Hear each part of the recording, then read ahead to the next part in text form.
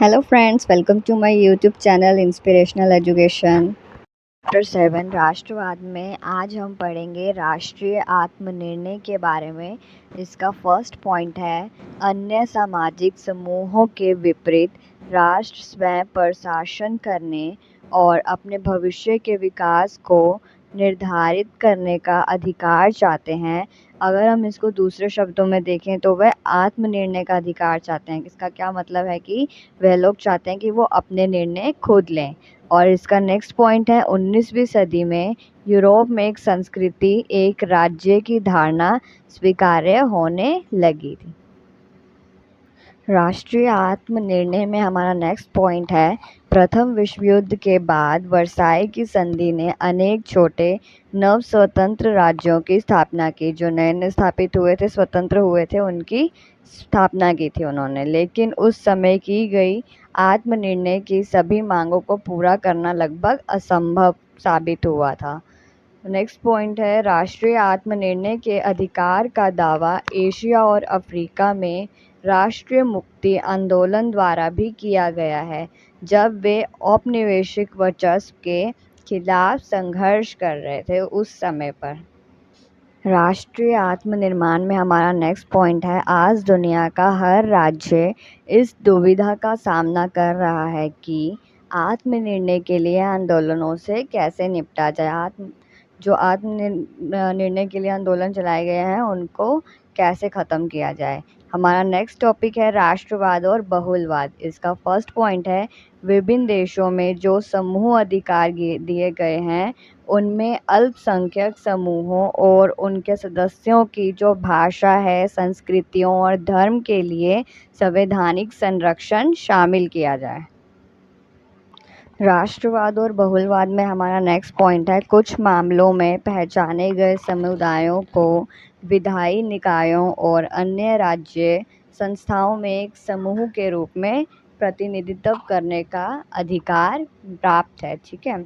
और इसका अगला पॉइंट है विभिन्न समूहों को राष्ट्रीय समुदाय के हिस्से के रूप में मान्यता दी जाने की आवश्यकता भी है।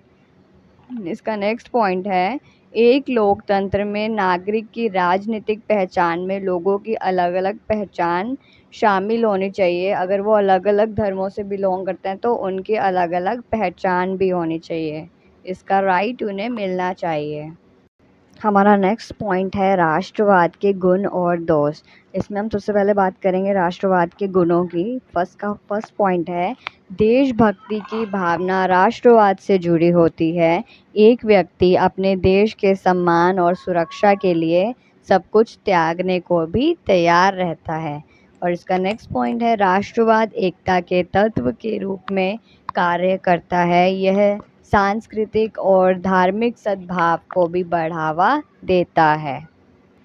अब हम बात करेंगे राष्ट्रवाद के दोष के बारे में। इसका फर्स्ट पॉइंट है राष्ट्रवाद से वैश्विक शांति को खतरा है। राष्ट्रवाद के कारण ही अक्सर युद्ध शुरू होते हैं। जो लोग युद्ध को अल्पसंख्यक या किसी दूसरे देश का सदस्य मानते हैं वे अक्सर युद्ध खुद को अलग अलग महसूस करते हैं, जिससे उन्हें संघर्ष और हिंसा को बढ़ावा मिलता है। राष्ट्रवाद के दोष में हमारा नेक्स्ट पॉइंट है राष्ट्रवाद के आदर्शों को कायम रखने वाला राष्ट्र दूसरे राष्ट्रों से नफरत करता है, क्योंकि वह मानता है कि उसका देश बाकी सभी देशों से श्रेष्ठ है। इसी का मैं आपको इसी के जैसा एग्जांपल दूंगी। जैसे हिटलर का मानना था कि आर्यन नस्ल यहूदी नस्ल से श्रेष्ठ है और इसलिए यहूदी लोगों को मिटाने के प्रयास में हिटलर ने सामूहिक हत्याएं भी की थी। हमारा नेक्स्ट टॉपिक है राष्ट्रवाद पर रविंद्रनाथ टैगोर की टिप्पणी।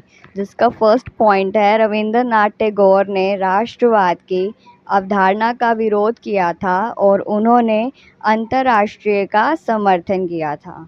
और इसका नेक्स्ट पॉइंट है उनका मानना था कि राष्ट्रीय सीमाएं या अन्य विभाजन मानवता को अलग नहीं कर सकते हैं।